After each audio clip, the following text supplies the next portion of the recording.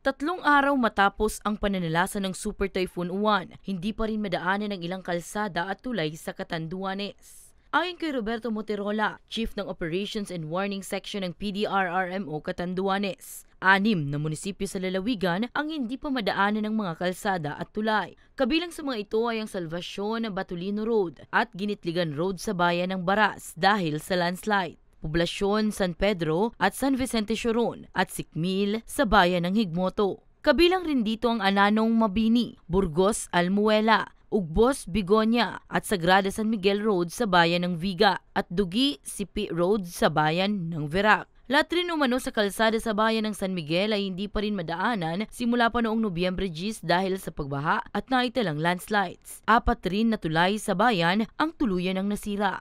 Sa ngayon po, wala ang probinsya ng mga water asset natin na pwede magdala doon, yung mga malalaking bangka. Wala tayo niya na makukuha.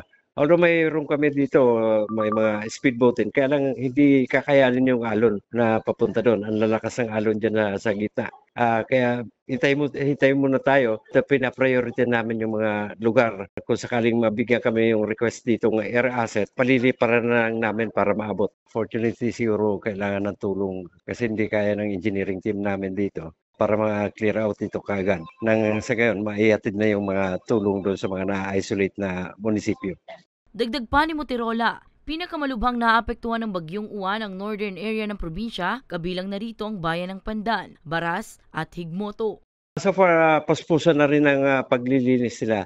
Ito nga, nabuksan yung Baras area kahapon, late afternoon, nakapag-report na bukas na ngayon.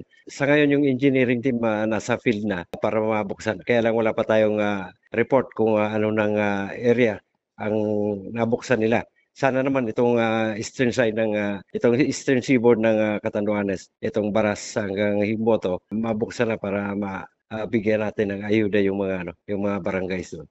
Sa ngayon, patuloy pa rin ang clearing operations sa mga kalsada at tulay sa isla.